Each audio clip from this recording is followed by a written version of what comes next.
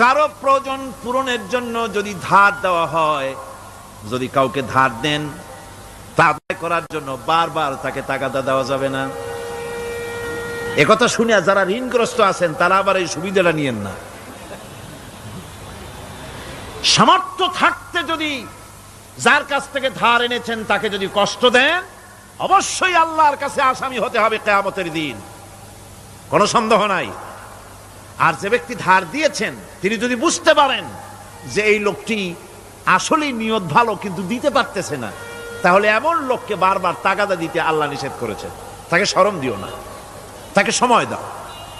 وَإِنْ كَانَ ذُو عُسْرَةٍ فَنَذِرَةٌ إِلَى مَيْسَرَةٍ وَأَنْ تَصَدَّقُوا خَيْرٌ لَكُمْ إِنْ كُنْتُمْ تَعْلَمُونَ। ঋণগ্রস্ত ব্যক্তির আর্থিক অবস্থা খারাপ হলে সচ্ছল হওয়া পর্যন্ত তাকে সময় দাও।